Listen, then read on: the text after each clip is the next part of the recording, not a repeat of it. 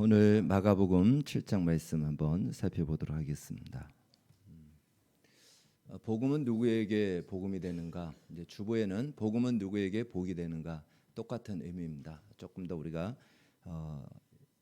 이 실감, 우리가 복이라는 말에 굉장히 실감이 되기 때문에 제가 복이라고 제목을 좀 바꿨습니다. 아마 이런 말을 한번 들어보셨을 겁니다. 우리가 돈이 없지 가오가 없냐? 영화 베테랑 그 연기 중에 나온 명대사 중에 하나다라고 합니다. 말만 들으면 참 멋있어 들리지 않습니까? 내가 돈이 없지 가오가 없냐, 이 말. 여기서 가오는 일본 말로 얼굴, 체면이란 이 뜻을 가지고 있습니다. 이것을 좀 의역한다면 자존심 혹은 자신만이 가진 신념이라고 이렇게 말을 할 수가 있겠죠. 아마도 일본 사람들에게는 이제 그 사무라이 정신이 있지 않습니까? 아마 거기서 나오지 않았나 그렇게 추측이 됩니다.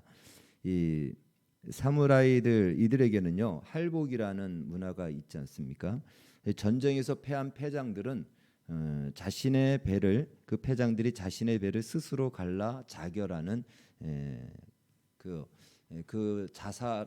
자결한다 그러죠. 스스로 자신의 배를 갈라서 자결하는 하나의 무사로서의 도리다라고 얘기합니다. 다른 말로 항복하여 목숨을 구걸하느니 차라리 나는 죽겠다. 아주 대단한 무사로서의 자존심이고 가오다라고 말할 수가 있습니다. 할복까지는 아니더라도 우리 주변과 역사를 조금만 살펴보면 그러한 경우들이 좀 제법 많이 있는 것을 보게 됩니다. 어떤 자신의 신조와 신념을 지키고자 국왕이 내려주는 벼슬이나 관직도 포기하고 초하에 묻혀 살기도 하고 혹은 자신의 목숨을 내어주는 이러한 일까지도 있는 것을 봅니다. 참 대단해 보인다 이렇게 여겨집니다. 근데 저는 이러한 역사 속의 이야기나 또 이러한 모습을 보면서 두 가지를 하나 갖게 되었습니다. 두 가지에 대한 생각인데요. 첫 번째는 그것이 정말 목숨을 버릴 만큼 혹은 인생을 다 바칠 만큼의 가치가 있는 것들인가? 과연 그렇게 살았다고 하여서 누가 그 지조와 충성된 마음을 보상하고 격려해 줄 것인가? 그렇다면 그들은 실제로 무엇에 충성한 것인가? 무엇 때문에 그들의 인생과 그들의 목숨을 버렸을까? 이런 생각을 하게 되죠. 할복, 조금 더 확장하면 자살은 끝까지 자기 자신이 정한 최후의 가치에 결국은 그것을 지키겠다라는 것입니다. 자기가 정한 가치를 자기는 끝까지 지키겠다. 이것에 불과하지 않나 이렇게 여겨집니다. 두 번째는요. 사람은 단순히 먹고 마시는 것으로 만족하지 못한다라는 것입니다. 사람은 먹고 마시는 것보다 더 가치 있는 무엇을, 즉 자기가 가지고 있는 가치보다 더 큰 가치를 위해서 살아가는 사람이라는 존재는 바로 그런 존재다라는 것을 이러한 내용을 통해서 우리가 반증하여 알 수가 있는 것입니다. 우리가 돈이 없지 가오가 없냐, 이 말을 사무라이식으로 표현했다면, 시적으로 표현한다면 어떻게 표현할까? 미담 서정주의 무등을 보며라는 그 시의 첫 구절을 보면은 이렇게 시작합니다. 가난이야 한낱 남루에 지나지 않는다. 남루라는 것은 그 헌옷, 허름한 옷을 말하는 거죠. 가난은 단순히 그냥 허름한 헤어진 옷을 입은 것에 불과하다. 그렇게 큰 문제가 되지 않는다. 이 이야기를 하는 것입니다. 아마 6.25 당시 상처로 얼룩졌던 가난과 현실 속에서 이제 이분이 광주에서 교수를 하면서 무등산을 바라보면서 그 무등산의 자태와 의연함, 그것을 보면서 이 가난의 문제에 우리가 가난에 정복당하지 말고 이것을 이겨나가자라는 그런 의미로 이런 시를 쓴 것으로 생각되어집니다. 우리 인간의 본능 중에 생존의 본능만큼 강한 것은 없습니다. 그런데 그 생존의 본능을 뛰어넘는 바로 그것은 자존심입니다. 소위 가오다라고 말할 수 있겠죠. 대부분은 자존심도 이 생존의 본능 아래에 다 무릎을 꿇죠. 죽겠다고 하는데, 죽이겠다고 하는데 거기에 무슨 자존심을 내세우겠습니까? 그러나 가끔씩 죽으면 죽었지 이것만큼은 용납할 수 없고 받아들일 수 없다. 이런 것들이 우리가 영화 사극에 보면 나오지 않습니까? 내 주군을 배신할 수 없다. 나를 죽여라. 이러한 자신의 그 지조 이런 것들을 보게 됩니다. 이런 경우가 바로 생존의 본능보다 더 강한 자존심, 생존의 본능을 뛰어넘는 자존심의 힘이다라고 볼 수 있습니다. 그러나 우리가 기억해야 될 것은요, 정말 이래야 될 경우는 무엇에 우리의 자존심을 부려야 되는가? 진리를 지키고 진리를 붙드는 그것에 우리의 자존심을 부려야지, 그것 외에는 생존을 위협을 당하면서까지 죽을 이유는 잘 없다. 물론 범죄를 저지르고 죄를 저지르라라는 것은 잘못된 것이겠지만 진리를 지키는 이 딱 한 가지에 우리의 자존심을 지켜야 될 줄로 믿습니다. 세상에서는요, 자존심 하나로 살아갑니다. 그것 빼면 시체나 다름없죠. 그런데 사실 이 예수 그리스도 앞에서는 자존심만큼 가장 하나님의 은혜를 받는데 방해가 되는 것이 없습니다. 자존심만큼 하나님의 은혜를 우리가 체험하고 누리는 데 있어서 정말 천하의 필요 없는 것이 바로 자존심이다. 우리 그리스도인들에게는 자존심이 아닌 이제 자존감이라는 것으로 우리는 우리의 존재를 분명히 세워가고 있습니다. 유대인들은 자신들이 아브라함의 자손이고 또 모세의 아들, 다른 말로 율법의 아들이다라는 이 큰 자부심을 가지고 있었습니다. 다른 민족에게 없는 율법을 가지고 있다는 그것만으로도 자신들은 태어날 때부터 다른 민족과는 차원이 다른 우월적인 유전 인자를 가지고 있다라는 우생학적인 이 시각을 가지고 그들은 태어날 때부터 그렇게 살았습니다. 그래서 유대인만큼 이 우생학적인 우월한 어떤 인자를 가지고 있다라고 생각하는 사람들이 없었던 것이죠. 그러한 자부심이 대단했습니다. 그러나 그러한 자부심은요, 율법을 가지고 있다라는 자부심은 이 율법을 지키는 것으로, 다른 말로 순종과 섬김으로 나타나야 되는데, 순종과 섬김은 하지 않으면서 자부심만 가지다 보니까 이 자부심이 무엇으로 남냐면 자존심으로 남게 되는 것입니다. 그 자존심을 자부심으로 가지려다 보니까 굉장히 무리할 수밖에 없죠. 그래서 율법을 왜곡하여 전통을 만들고 유전을 만들어서 전통을 지키고 유전을 지키는 것으로, 형식적으로 그것을 지키는 것으로 자신들은 율법을 잘 지킨다라고 스스로 그렇게 생각하고 있고요. 또 이방인을 거꾸로 율법이 없는 개와 같은 인간으로, 족속으로 취급하여 자신들은 태어날 때부터 차원이 다른 존재다라는 것으로 그렇게 자존심을 가졌던 것이죠. 그렇게 자존심과 자부심을 그렇게 표현하는 사람들은 겉으로 볼 때는요, 전혀 부족한 것이 없어 보입니다. 그렇지 않습니까? 자신들은 율법도 다 지키고 도덕적으로 윤리적으로 흠이 없고 또 우월한 인자를 가지고 있고, 뭐가 부족할까요? 부족하지 않습니다. 그러나 실제로 빈 깡통이 요란하다는 말처럼 허세가 클수록 그만큼 비어 있다라는 것이죠. 유대인들은 그만큼 비어 있는 것입니다. 그런데 사람들에게 허세를 부리는 것은 괜찮은데 하나님 앞에서는 진실해야 됩니다. 하나님 앞에서는 정직해야 됩니다. 그런데 거짓말도 계속 하다 보면 거짓말하는 사람이 자기의 거짓말을 진짜로 믿거든요. 거짓말을 계속 하다 보면 거짓말을 진짜로 자기도 믿어요. 그러듯이 율법 대신 전통을 우선하여 지키다 보니까 자신들은 율법을 잘 지키는 그러한 존재라고 생각하니까 하나님 앞에 엎드리질 않는 거죠. 하나님, 내가 무슨 죄를 지었으면 용서해 달라고 할 텐데 난 전통을 잘 지킵니다. 나는 11조도 잘합니다. 그러니까 하나님 앞에 엎드리지 않는 거예요. 전통을 지키는 것으로 그들은 율법을 잘 지키는 것으로 착각했던 것이죠. 그래서 하나님 앞에서도 허세를 멈추지 않았던 것입니다. 그 대표적인 예가 지난주에 우리가 살펴본 장로들의 전통과 유전에 대해서 예수님이 책망했던 내용인 것입니다. 그에 반해 오늘 본문에는 참 특이한 한 사건과 한 여자가 소개되고 있습니다. 오늘 본문은 예수님께서 두로 지방으로 들어가셨다라고 얘기합니다. 이 두로는요, 세계사 역사에서는 페니키아로 소개되고 있습니다. 페니키아는 최초로 화폐를 만든 민족이죠. 즉 이 해상 무역의 절대 강자였습니다. 성경에서도 이 두로는 굉장히 부자로 묘사되고 있습니다. 해상 무역을 독점했기 때문에 굉장히 많은 돈을 벌었고, 그러다 보니까 그들에게는 화폐가 제일 먼저 만들게 되었던 것을 보게 됩니다. 이 지역은 갈릴리보다 더 북쪽에 있는, 그러니까 이스라엘 땅에서는 이스라엘 땅을 경계를 막 넘어서 있는 이방 땅입니다. 두로와 시돈이라고 하는 바로 이방 지역입니다.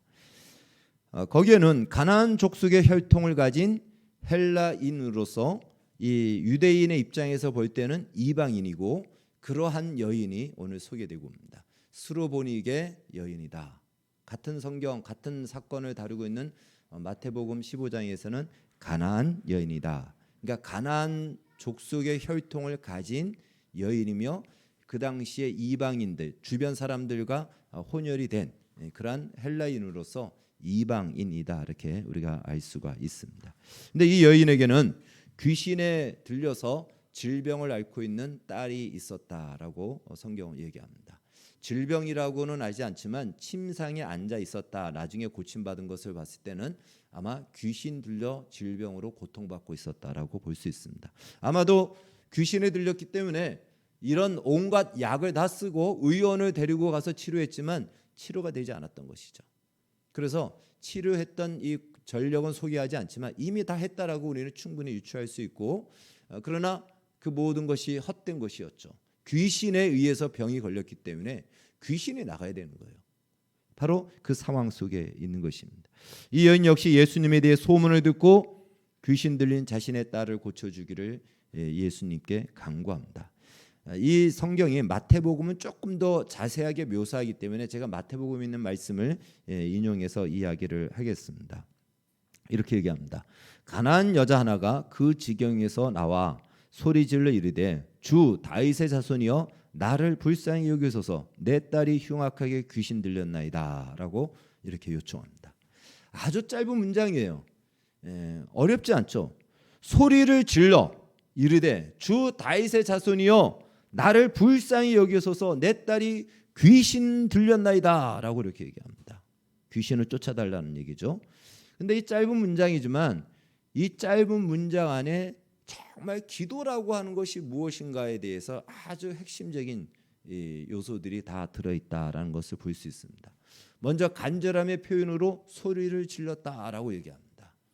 여러분, 소리를 지른다는 것은요 정말 간절하다라는 표현이죠. 소리를 질러 구하는 것이죠. 다급하고 이거는 그냥 있어서는 안 될 부분이고 멈출 수가 없고 참을 수가 없는 것입니다. 여러분, 만약에 불이 난다면 불이야! 라고 소리를 지르지 않습니까? 그때 무슨 체면이 있고 무슨 자존심이 있습니까? 당장 살아야 되는데 그 간절한 상황을 소리를 질러 요청을 했다라고 하는 거예요. 하나님 앞에 우리가 소리를 지를 수밖에 없는, 내가 할 수 있는 것이 아무것도 없고 소리밖에는 지를 수밖에 없어요. 물론 소리를 다 지르는 것이 답이다, 그 얘기는 아닙니다. 소리를 지르는 것보다 정말 조용한 침묵이 어떨 때는 더 강할 때가 있죠.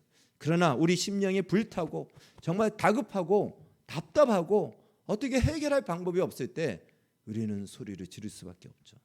그 모습을 그 심정을 그대로 잘 묘사해 주고 있는 것입니다.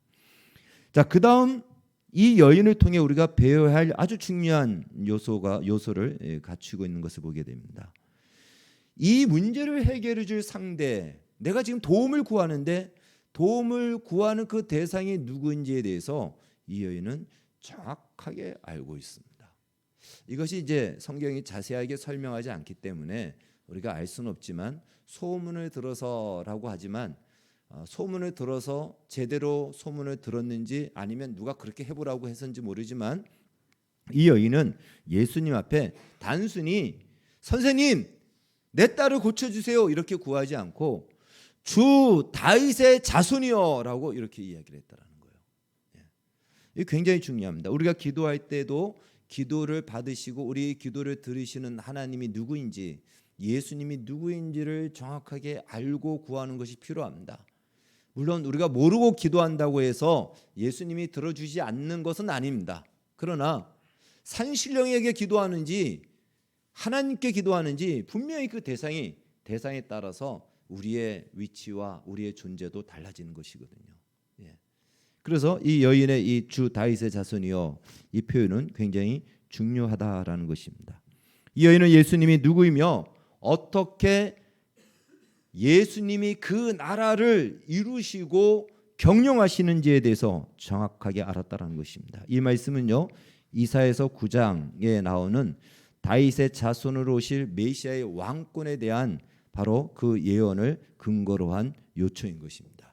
이사야서 9장 한번 말씀 한번 보도록 하겠습니다. 9장 1절에서 7절 우리 같이 쭉 읽어가겠습니다. 시작. 전에 고통받던 자들에게는 흑암이 없으리로다. 옛적에는 여호와께서 스불론 땅과 납달리 땅이 멸시를 당하게 하셨더니 후에는 에벤길과 요단 저쪽 이방의 갈릴리를 영화롭게 하셨느니라. 흑암에 행하던 백성이 큰 빛을 보고 사망의 그늘진 땅에 거주하던 자에게 빛이 비치도다. 주께서 이 나라를 창성하게 하시며 그 즐거움을 더하게 하셨으므로 추수하는 즐거움과 탈취물을 나눌 때의 즐거움 같이 그들이 주 앞에서 즐거하오니 이는 그들이 무겁게 먼 멍에와 그들의 어깨의 채찍과 그 압제자의 막대기를 주께서 꺾으시되 미디안의 날과 같이 하셨음이니이다.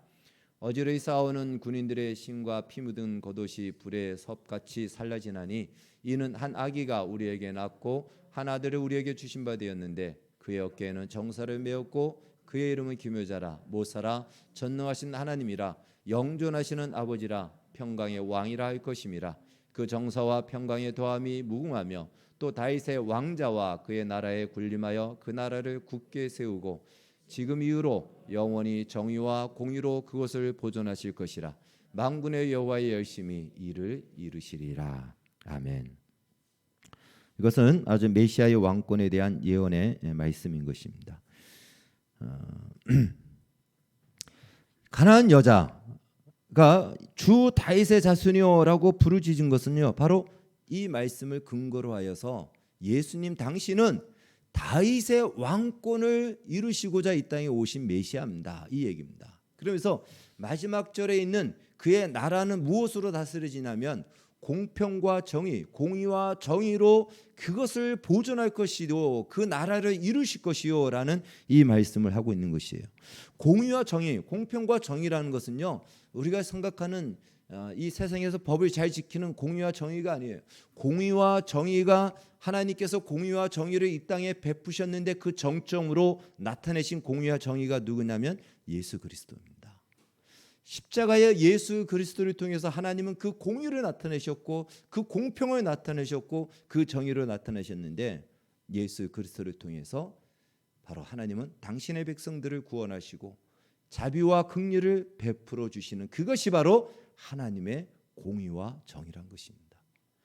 그러니까 이 여인은 바로 하나님의 그 공의와 정의, 예수 그리스도의 십자가를 통해서 궁극적으로 우리에게 나타날 그 그리스도 안에서 베푸실 자비와 긍휼에 근거하여 자신의 문제를 도와달라고 요청하고 구했던 것입니다.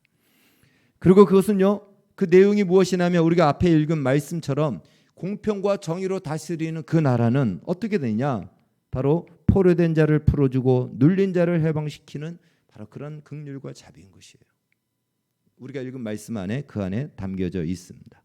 그리고 그것은 유대인만이 아닌 이방의 관리 갖고 흑암과 어둠 속에 있던 모든 나라를 대상으로 하여 그 공평과 정의로 다스릴 메시아의 나라를 근거로 한 그 표현이 주 다윗의 자손이요, 이 표현인 것입니다. 자, 얼마나 똑똑하고 정확하게 예수님을 알아봤습니까? 어쩌면 유대인들보다도 더 제대로 알아봤잖아요. 지난번에 우리가 살펴본 이 바리새인들은 오히려 예수님을 향하여서 비난하고 예수님을 어떻게 하면 죽이려고 할까 했지만 이 여인의 주 다윗의 자손이여라는 이 표현은요, 아주 정확하게 성경의 구약의 말씀을 쫙 한마디로 요약한 표현인 것입니다. 그런데 이 소리를 듣고도 예수님은 들은 척도 하지 않습니다. 그러자 더 큰 소리로 반복하여 요청합니다. 마태복음은 그것을 얘기하고 있습니다. 결국 제자들이 나서서 예수님 저 이방 여자를 쫓아 버리십시오. 계속 귀찮고 시끄럽게 도와달라고 소리를 지르지 않습니까? 가만히 있으니까 계속 그러는데 조용히 하라 그러고 그냥 쫓아내십시오. 시끄러워서 못 살겠습니다. 라고 이렇게 요청합니다. 예수님은 마치 이 제자들의 말대로 가난한 여자를 쫓아내듯한 그러한 말씀을 하십니다. 이런 말씀을 하시죠. 나는 이스라엘 집에 잃어버린 양 외에는 다른 데로 보내심을 받지 아니하였노라. 마태복음의 동일한 본문에서 나와요. 즉 이 말씀이죠. 네가 말한 대로 나는 다윗의 자손으로 왔다. 다윗의 자손으로 온 메시아는 먼저 유대인을 위해서 온 사실을 모르느냐. 너가 주 다윗의 자손이라고 외친다. 그렇다면 내가 유대인을 위해서 먼저 이 일을 해야 된다는 것은 네가 알지 않느냐. 나는 유대인을 위해서 왔다라고 이렇게 이야기하시는 겁니다. 그 표현이 같은 의미를 가지고 있기 때문에 그렇습니다. 이 여인은요, 그럴 줄 알고 있었던 것이에요. 주 다윗의 자손이란 말은 바로 메시아는 유대인을 위하여 먼저 은혜를 베푸신다라는 것을 알고 있었다는 거예요. 그래서 이 여인도 똑같이 그걸 알고 있었습니다. 그러나 메시아의 나라는 단순히 이스라엘만이 아니고 모든 세상을 향한 이방 나라를 다 포함하고 있을 것이며 순서상 유대인이 먼저이지만 마침내 이방인 자기에게도 그 은혜는 베풀어 줄 것이다 라는 이 사실을 이 여인은 알고 있었다라는 것입니다. 그것을 어기겠다라는 것이 아닙니다. 그것을 위반하여서 나를 먼저 도와주세요 라고 요청한 것이 아닙니다. 그가 계속 요청을 하죠. 그러자 이번에는 예수님이 자녀의 떡을 취하여 개들에게 던짐이 마땅치 않다라고 하십니다. 비유하기를 자녀는 누구죠? 이스라엘입니다. 그리고 개들은 이방인입니다. 본래도 유대인은 이방인을 개처럼 취급을 했습니다. 그래서요, 그들과는 상종도 하지 않았고 밥은 같이 먹을 수가 없었습니다. 지금은 이제 집에서 애완견을 키우는 사람들은 보니까 먹는 걸 같이 먹더라고요. 나 하나 먹고 개 하나 먹고 어떤 사람은 개한테 준 것도 자기도 먹더라고요. 야, 대단하다 이런 생각이 듭니다. 근데 옛날에는 개하고 밥을 같이 먹는 사람은 없었습니다. 그렇죠. 짐승하고 밥을 같이 먹으면 짐승이죠. 근데 지금은 다르죠. 지금은 사람들이 그렇게 생각하지 않는 것 같습니다. 바로 유대인들은 이 이방인들을 개처럼 취급했고 짐승처럼 취급을 했습니다. 그리고 사실 개는 동서를 막론하고 욕을 할 때 항상 등장되는 그 이름이기 때문에 부정적으로 사용되어졌던 것을 우리가 알 수 있습니다. 그래서 이 시대에 개다라고 하는 것은 굉장히 모욕적인 표현이죠. 당연히 지금도 마찬가지죠. 너는 바로 이방인이요, 너는 바로 개와 같은 존재다라고 예수님이 그렇게 말씀하십니다. 그동안 수십 번을 예수님께 도움을 요청하고 소리 불렀어도 예수님이 아무런 반응하지 않았어요. 투명인간 취급했습니다. 엄청난 수욕이죠. 엄청난 모욕이죠. 부끄러움이죠. 부르는데 대답도 하지 않는다면 얼마나 나를 모욕하는 겁니까? 모멸감을 느끼죠. 그런데 하는 말씀이 이제는 너는 개다라고 이렇게 얘기하니 이거야말로 정말 부끄러움과 모욕과 수치인 것입니다. 이 정도 된다면요, 만약에 자존심이 살아있다면 이렇게 얘기했겠죠. 우리가 건강이 없지 가오가 없냐? 됐다마 차라 하고 침을 뱉으면서 아마 그 자리를 떠났을 것입니다. 그러나 이 여인은 딸을 고칠 수만 있다면 자존심은 수백 번 짓밟혀도 상관없다라는 그 마음이죠. 다 그렇진 않지만 대부분의 부모들의 마음이 다 그럴 겁니다.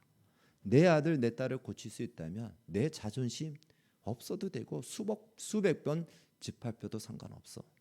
딸만 고칠 수 있다면, 아들만 고칠 수 있다면 아마 그런 심정일 것입니다. 그래서 이 여인의 대답이 참 지혜로운 것을 보게 됩니다. 주여, 올소이더마는 상 아래 개들도 아이들이 먹던 부스러기를 먹나이다. 무슨 말입니까? 예수님이 말씀하신 대로 이스라엘로 예수님은 먼저 보냄을 받았어요. 예수님 그 질서를 어기라는 것이 아닙니다. 그 순서를 그냥 나한테 오라는 것이 아닙니다. 이스라엘 자녀들에게 주시는 것. 그러나 그들이 먹다가 남아 떨어지는 부스러기 저에게는 그 부스러기의 은혜라도 주십시오. 저는 그 부스러기의 은혜만으로도 충분합니다. 라는 이 놀라운 정말 위대한 신앙의 고백 같은 이 표현을 하는 것을 보게 됩니다. 그 말을 들은 예수님은요, 이제 복의 메시지를 주시죠. 마태복음에서는 이렇게 표현합니다. 여자여, 내 믿음이 크도다. 내 소원대로 되리라 하시니 그때로부터 그의 딸이 나으니라. 신약 성경에서 이 여인만큼 칭찬을 받은 이방 여인은 없습니다. 내 믿음이 크도다. 이 표현은 예수님이 유대인에게도 몇 사람 하지 않았거든요. 이방인에게는 그 바로 백부장에게 했고, 그다음에 이 여인에게 한 것을 우리가 알 수 있습니다. 아주 극찬 중에 극찬인 것이죠. 여러분, 하나님께서 우리의 죄를 대속하기 위해 예수님을 보내주셨습니다. 그리고 누구든지 십자가에 달린 예수를 믿기만 하면 지옥 심판을 받지 않고 영생을 받을 뿐더러 하나님의 자녀가 되고 하나님의 영광에 이를 수 있고 하나님 나라의 상속자가 됩니다. 여러분, 이것이 복음입니다. 그래서 우리는 이 복음이 우리에게 복된 현실로 다가오도록 예수 믿으세요라고 복음을 전합니다. 예수님을 영접하세요. 누구에게나 이 복음은 다 전파되고 또한 가르쳐집니다. 아마 이 소식을 듣지 못한 사람은 없을 정도일 것입니다. 적어도 우리나라에서는 아마 그럴 것입니다. 그러나 그 복음이 진짜 복이 되는 경우는 아주 극소수입니다. 물론 우리는 하나님이 선택한 영혼들이 이 복음을 복으로 받아들인다라고 하는 신학적인 진리를 알고 있습니다. 그러나 누가 선택됐는지는 우리는 알 수 없어요. 그렇기 때문에 우리는 그 사람의 반응을 보고 저 사람에게 하나님의 복음이 복이 되는구나 라고 우리는 그렇게 알 수가 있는 것입니다. 그래서 이 수르보니게 여인을 통해서 알 수 있는 것은 이 복음이 누구에게 복이 되는가, 그것을 우리는 이 여인을 통해서 알 수 있다는 것입니다. 여기서 말하는 것은요, 단순히 구원의 문제만을 얘기하지 않습니다. 구원받는 것만이 아니고 예수 그리스도를 통해서 우리에게 주신 하나님의 복이 다 담겨 있다라는 소식이 복음이에요. 그래서 그 복음 안에는 우리의 구원의 풍성함과 구원만이 아닌 우리의 인생 속에 가지신 하나님의 놀라운 복들이 다 담겨 있는 것이 복음인데, 그 복음이 누구에게 복이 되느냐 이거예요. 그냥 복음으로 남느냐, 아니면 그 복음이 정말 나에게 복이 되어 복음이 나에게 복음이 됐느냐. 이것은 이제 예수를 믿지 않는 사람이나 믿는 사람이나 동일하게 적용될 수가 있는 것입니다. 수르보니게 여인, 가나안 여인을 통해서 알 수 있는 것은요, 복음이 복이 되려면 자존심조차 내려놔야 되는 가난한 심령이 되어야 한다라는 것입니다. 가난한 심령이라는 것은요, 이 말은 가난이란 말에 대해서 우리가 좀 이해를 해야 되는 것입니다. 예수님께서는 마태복음 5장 3절에서 팔복을 이야기하실 때 이런 말씀하셨죠. 심령이 가난한 자는 복이 있나니 천국이 저희 것이요. 팔복 중에 첫 번째 복은 바로 천국의 복인데, 이 복은 팔복 전체를 아우르는 대표적인 복인 것이에요. 그런데 누가 이 복을 받고 이 복을 누리느냐? 심령이 가난한 자다라는 것입니다. 그리고 가난하다라는 말을 우리가 좀 이해할 필요가 있습니다. 가난하다라는 말은요, 저기 나와 있죠. 내게 닥친 문제를 스스로 해결할 능력이 없는 상태를 가난이다라고 얘기합니다. 도저히 내 힘으로는 해결할 수 없어서 누군가의 도움을 받아야지만이 해결될 수 있는 상태가 가난인 것입니다. 따라서 우리가 물질적으로 가난하다라고 할 때는요, 그 사람은 자기의 힘으로 자기의 생계의 문제를 해결할 수 없는 그 상태. 돈을 벌어야 내가 뭔가를 사서 먹는데 그 사서 먹을 만큼의 돈을 벌 수 있는 능력이 안 되는 상태를 우리가 물질적으로 가난하다라고 이렇게 이야기를 하는 것입니다. 그러면 심령이 가난하다, 이 표현은 무엇일까요? 심령이 가난하다. 심령이 가난하다라는 것은 물질적으로 가난하지 않은 사람은, 물질적으로 가난한 사람이 심령이 가난할까요? 그렇지 않습니다.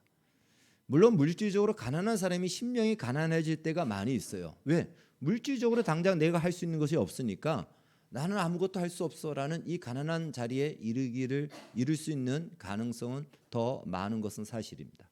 그러나 꼭 그렇지는 않습니다. 금방도 영화 대사에 나온 것처럼 우리가 돈이 없지, 가난하지, 가오가 없느냐. 자존심은 있거든요.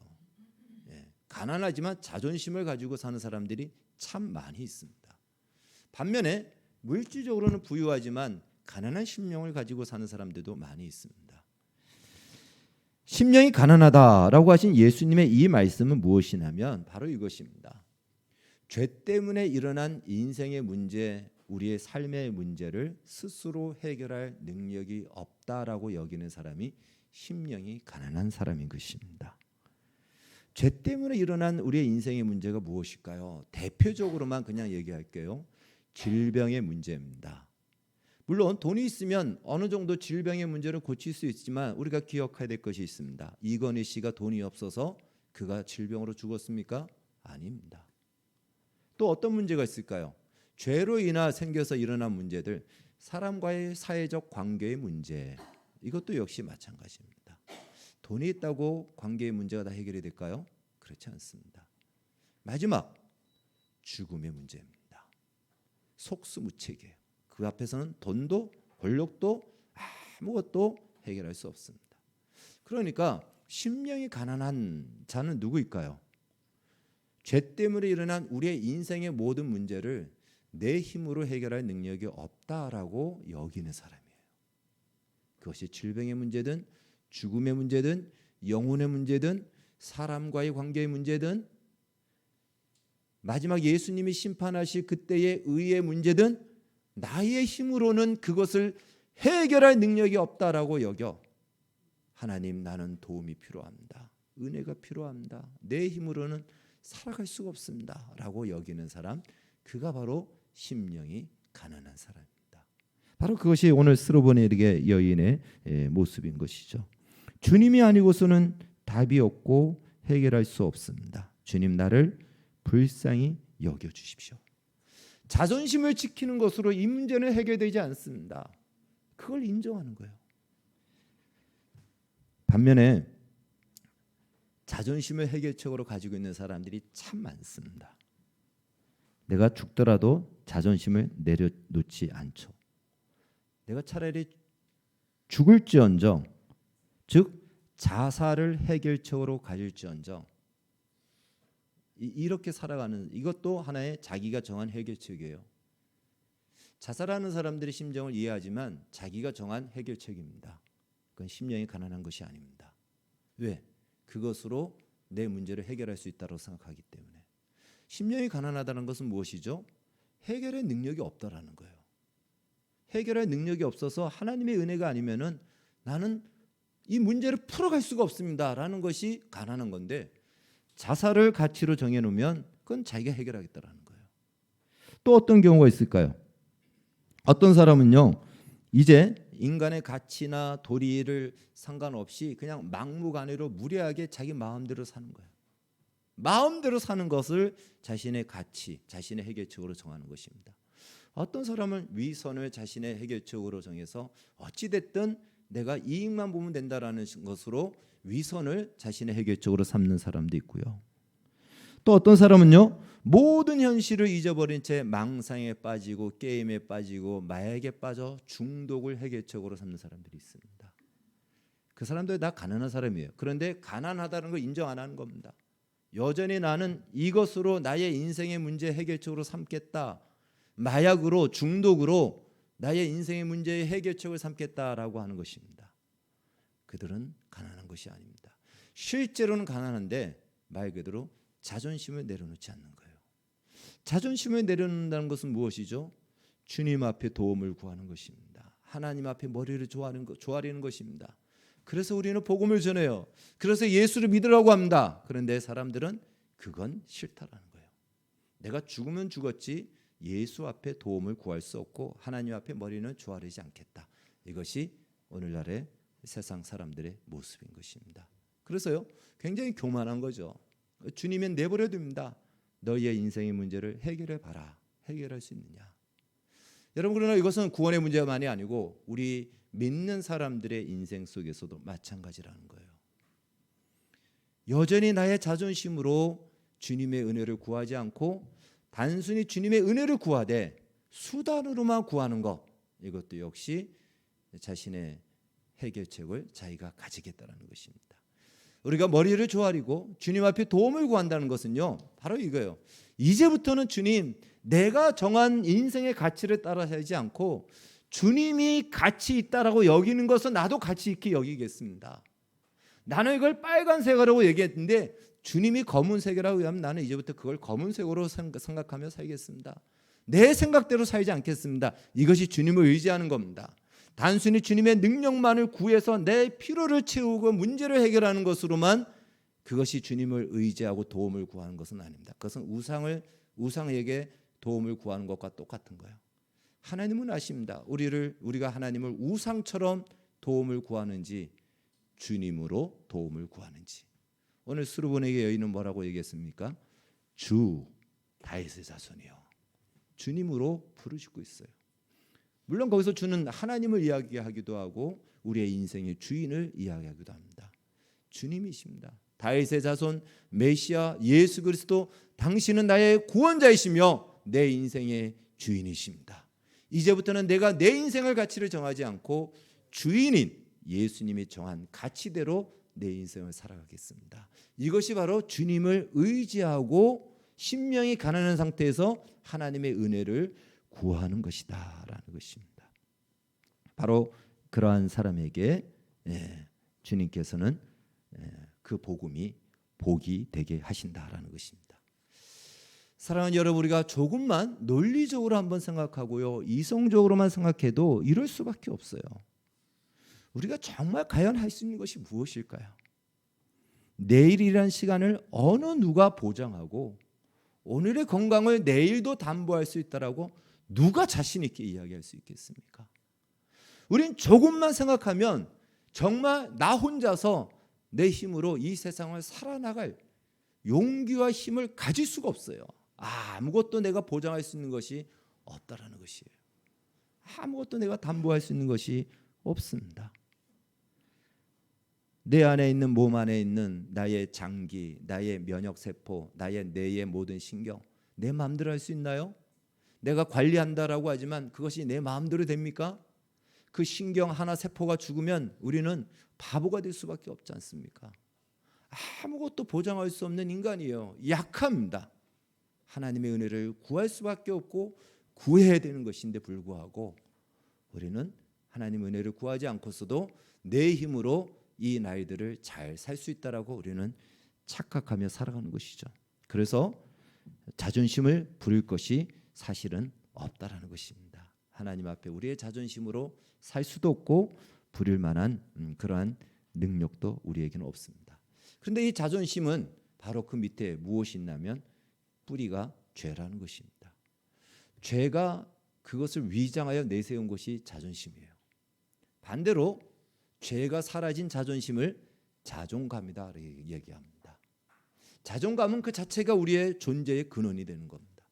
그러나 자존심은요, 허상을 가지고 자신의 존재의 근본을 삼는 것이에요. 아닌데 불구하고 마치 그것으로 내가 그 위에서 살아갈 수 있다라고 여기는 거짓된 착각과 허상에 머물러서 자존심을 부리는 겁니다. 그 밑에 뿌리는 뭐가 있죠? 아무것도 없습니다. 빈 깡통입니다. 자존감은 무엇이죠? 예수께서 그 밑에서 우리를 바치고 있습니다. 그것이 자존감이에요. 하나님의 나라는 공평과 정의로 다스려집니다.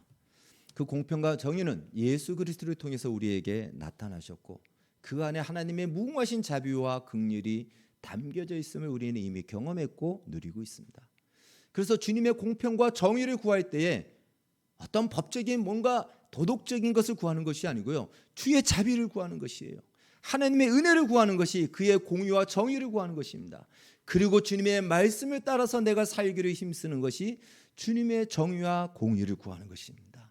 내가 그 말씀대로 살아냈기 때문에 공의와 정의가 되는 것이 아니고 예수 그리스도가 우리의 공의와 정의고 예수 그리스도 안에 담겨져 있는 하나님의 측량할 수 없는 사랑과 자비와 긍휼이 그의 공의와 정의 안에 담겨져 있다는 것이에요. 그래서 우리가 구할 수 있는 것은 바로 그 공의와 정의를 구하는 것, 예수 그리스도를 구하는 것, 그것이 바로 우리가 할 수 있는 것입니다. 따라서 우리는 우리의 구원만이 아닌 우리의 남은 인생 속에서 하나님의 주신 복음이 우리의 인생 속에서 복이 되기 위해서 우리는 우리의 거짓된 자존심의 옷을 벗어버리고 가난한 심령, 가난해서 누가 비웃고 누가 조롱해서가 아니고요, 부자일지라도 우리는 하나님의 은혜가 아니면 살아갈 수 없다라는 그 가난한 심령으로 살아가는 것입니다.